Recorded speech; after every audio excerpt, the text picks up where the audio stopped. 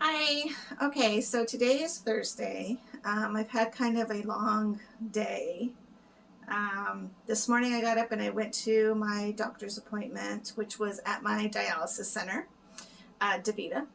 And I got to see Beth, which is always super fun and super great. And then I had to do lab work, and she gave me some shots, and I had to take in my samples. So, what happens is all day yesterday, instead of like flushing my drains, I had to keep them and then I take them in like a little cooler and take them in. And then I also get to pee and collect my pee for the day.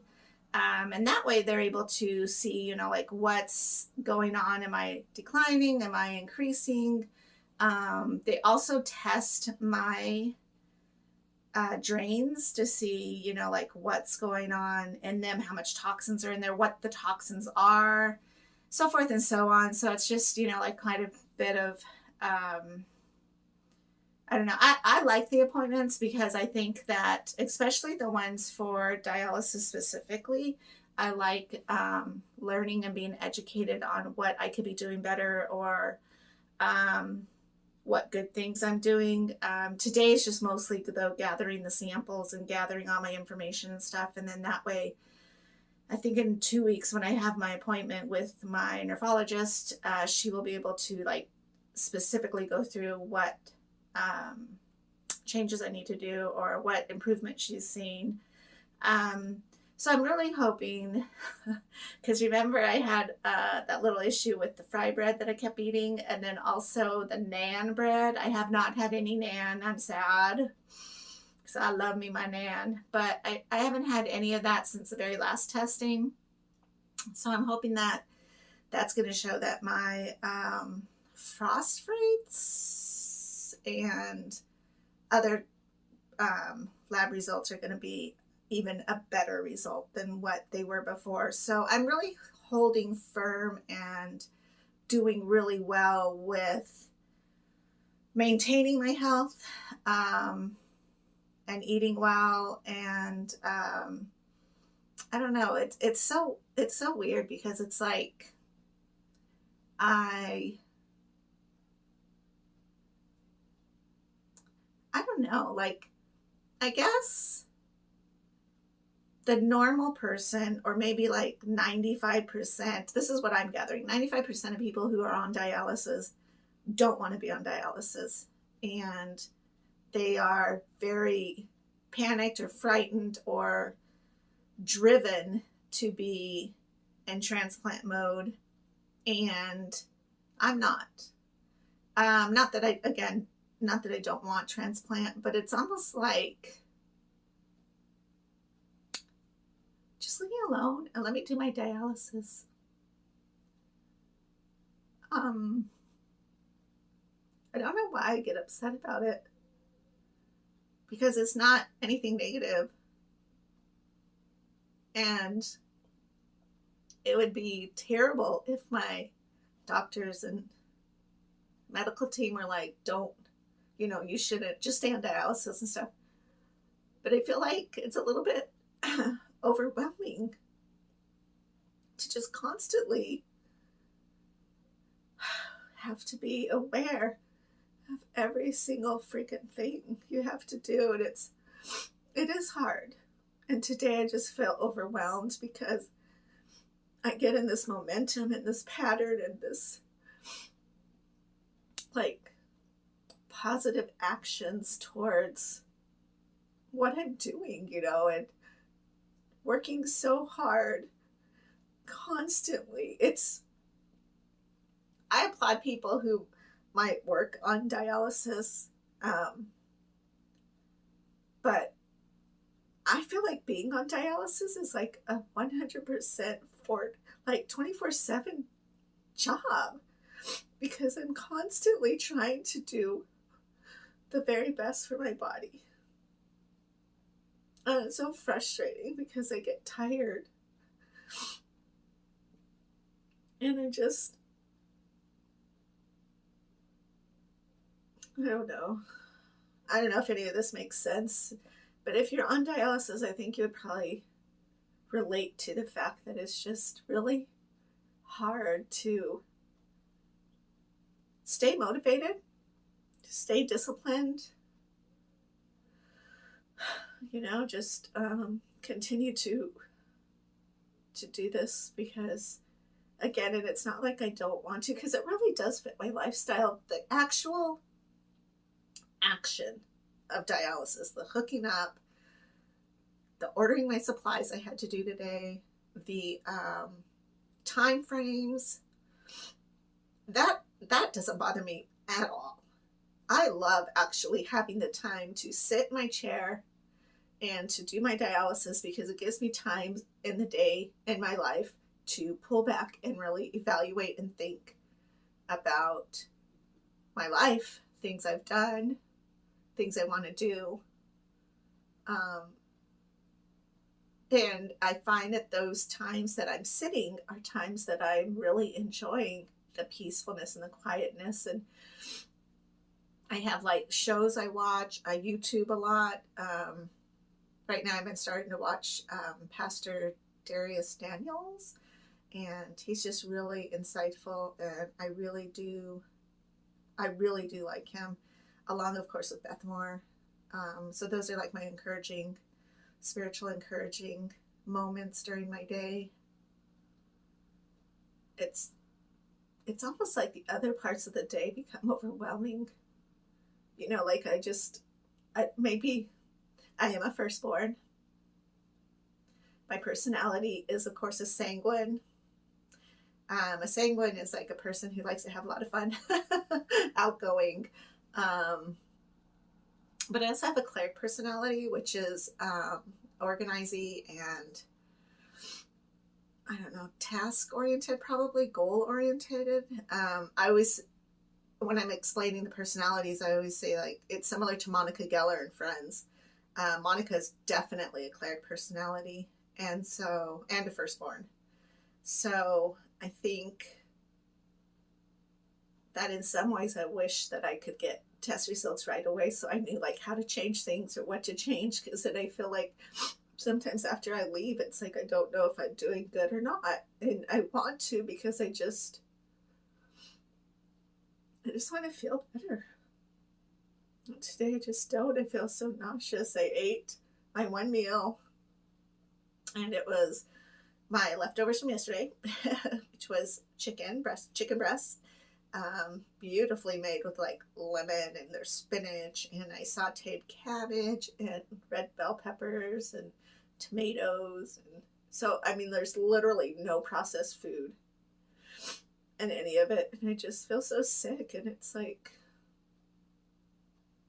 I don't know. It's like, it's so frustrating. Here's the frustrating thing for me today. It's like, I need to hydrate myself and have to eat, but I can't overeat what I'm not working off or burning off or, getting rid of. So I don't have the energy to work out the way I used to. And so it's just so frustrating to me, because I don't want anybody to think like I'm body shaming, or like that I'm like anti being chubby or thick or fat, or, because I'm telling you, I have curves. I'm short. I don't know if you can tell. I'm 4'9", so I'm not even 5 feet. And I've never been super small and petite. I've always had curves and body, hips, calves, boobs. So I'm not that really petite pixie gal. So I've never wanted to be necessarily. I did have some eating problems when I was a little bit younger, but I never wanted to be like anorexic or, stuff like that necessarily. So, and there's no problem with being thin at all. So please don't mix that up. I'm not saying anything about how your body is. It's just that I enjoy my life and I enjoy working out and I enjoy feeling the higher heart rate elevation and the sweating and the stamina and the like, wow, I really made it through that, and it's just hard. It's hard because I also have to be an example of eating well for Ben. I was not that example with my other kids necessarily, so I feel like with him, I need him to learn that it's good to eat, and I cook like homemade foods for him all the time. And then I eat what I can with him. So I don't want him to get like a food disorder because boys do get food disorders. They're very much the same with women. I mean, they think about their bodies and they look at their bodies and they're insecure and self-conscious.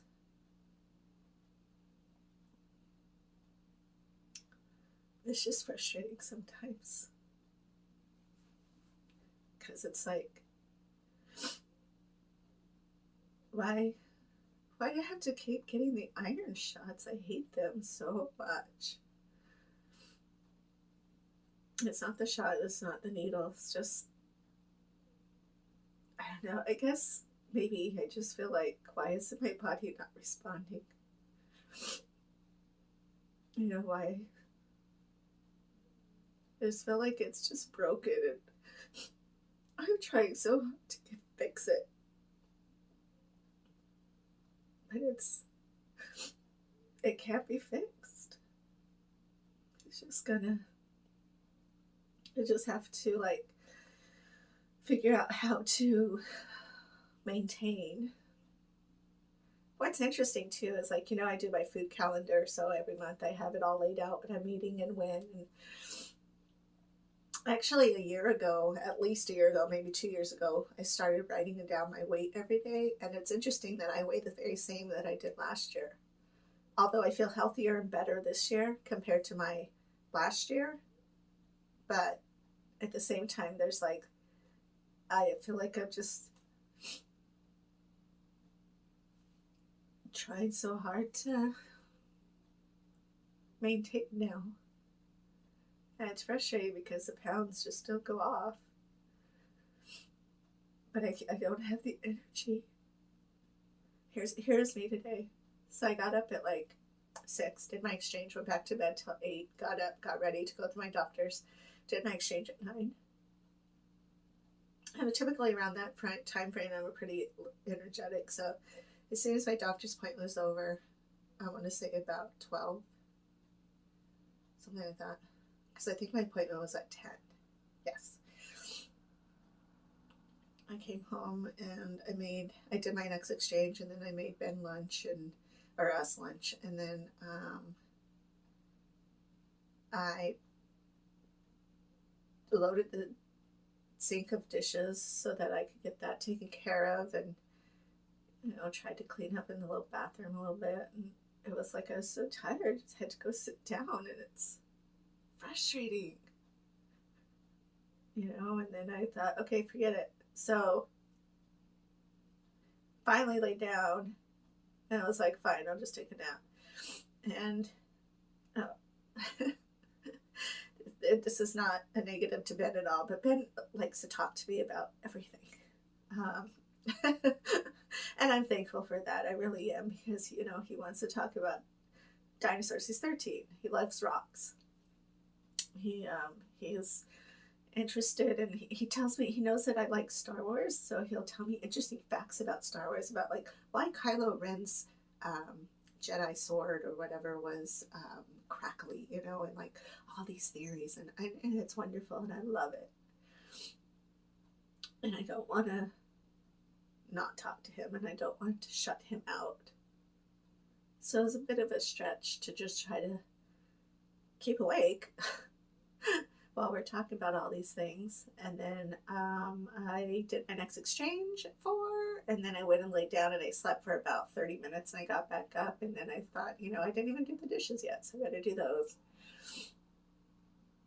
And I wanted to do a couple of other things. I have some correspondence I need to get done, and I sat there, not even like doing. I sat there and I filled that out, and then I just sat and I was exhausted. But then it's like 11 o'clock at night and I'm like wide awake.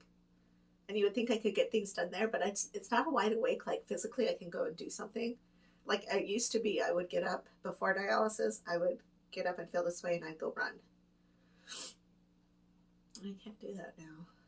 It's just not even. One thing is I'm not going to run without my dog because my, pit bulls, nobody's really going to mess with you with pit bulls, especially in the night and, walking up a dark street, um, which I live on a pretty lit road, main road too, but you never know. So I don't want to, and I have to listen to music. I'm not those, like, I don't know, I have to have music to get me pumping, but I don't know. So I'm really frustrated today. And I have a new coordinator at DaVita. I think they call her a caseworker. And she's really, really sweet. Like, I really enjoyed talking to her. She had a nice, friendly energy about her that was just really uplifting. And I needed that. And, I told her, I said, because she was like, man, you just have a totally different outlook when it comes to dialysis, like how you fit every aspect of your life right into it, and you just are able to just still continue going forth, and she's like, yeah, she's like, there's a lot of people who are just really discouraged and like really upset. And I said, I do get upset, and I do have to cry it out, and I do have to look at the reality of it all. But most of the time, no, because it's like I enjoy it. It's okay. It's, I'm busy. But there is like times like right now where I have to look at it and think. And again, it's not the dialysis, it's the constant maintaining. Which, if I get a kidney transplant, that doesn't mean I get to run out and eat a bunch of Whoppers. It doesn't mean I get to eat a basket of French fries. It doesn't mean I get to eat pizza. It means that my body is now adjusting to something different to help save my life. And that's another reality, is like literally saving my life every day. And I guess that sometimes too, it feels like, because I'm by myself, I wish I could ask Ben for a hug, but I just wish there was sometimes somebody here that I could like just cry with, or get a hug, or take a walk with. I don't have that. But I also have my independence. So, but again, some days I'm just going to have to cry it out, and then I will feel revived. Get this out. It's going to be sad for a little while, and then I've got nothing but to wait for about 15 minutes to do my next exchange, and then I'll be empty. And then I'll see what happens next in my life. And I will be okay. So, it's just who I am today. And I think it's important that I don't apologize for it, because this is real. This is real life. This is real life on dialysis. This is real life on kidney disease. This is real life with a disease. I have many friends who suffer from cancer and just so many other diseases. Some of them are very obvious. Some of them are not. And it's like you do hit that wall sometimes where you're like, I just feel like I'm broken. And you're mad because you think about all the crap you did when you're like, man, why did I even do that? Why did I treat my body like that? Why didn't I do this? Why didn't I eat like this earlier? Why didn't I go to the doctor before now? Things like that for my story, where it's just, a lot of those kind of thinkings. But then for me, it's like, if I think them and I get rid of them, I flush them, I like process it through, get it out of my head, get it out of my soul, get it out of my spirit, then I'll be able to renew and feel okay again. So it's a little rainy today. I guess it's a little rainy here in my kingdom. And but I'll be okay. I want you guys to know that I will definitely be okay. And I think that my growth right now and my health right now is just being content and being patient and being understanding and not being so hard on myself.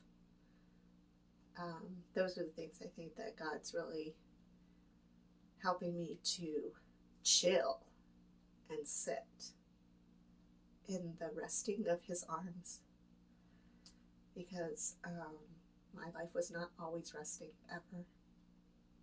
It was a lot of times crazy fun, but what is it called? Chaos.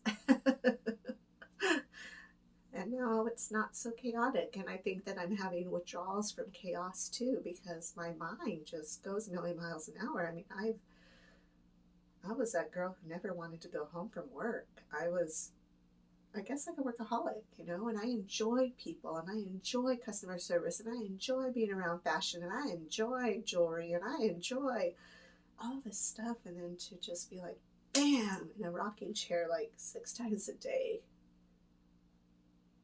makes me rest, makes me think, makes me appreciate, and that's what I need to do, is just face it with gratitude, because I don't have cancer that I know.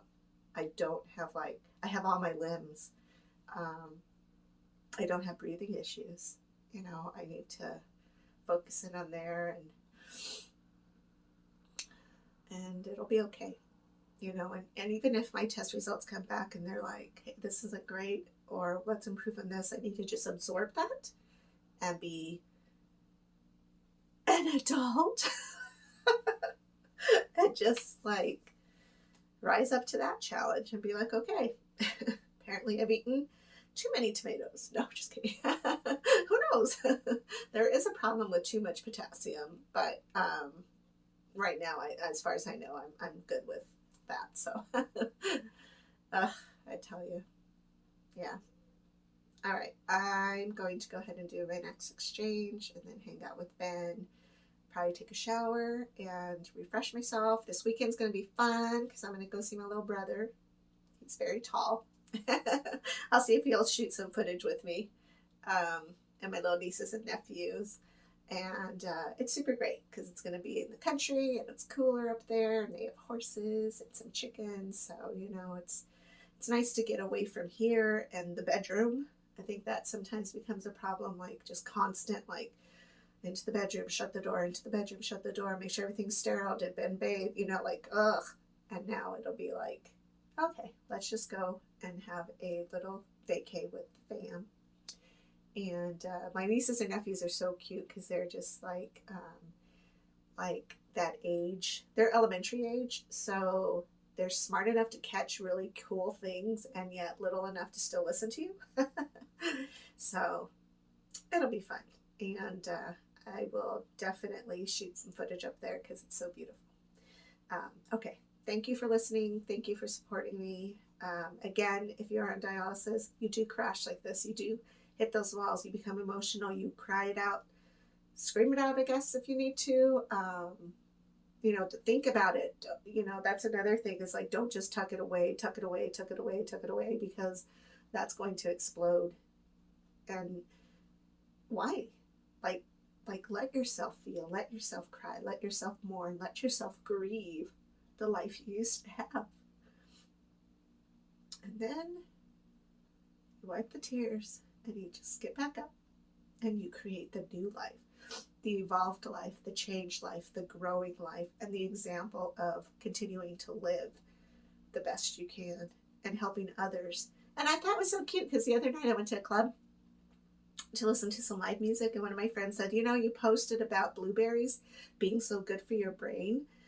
She's like, I ran out and grabbed some when I was at the grocery store, and I thought that was so cool. Plus, I hear over and over again how people say, whenever I drink water, I think of you. And I'm like, hey, if that's my biggest message, um, to the world is like, drink your water, thank your kidneys, and have faith in Jesus. Then you're gonna be good. You're gonna be okay. And I have to tell myself that too. Like I'm gonna be okay. So, all right, toodaloo.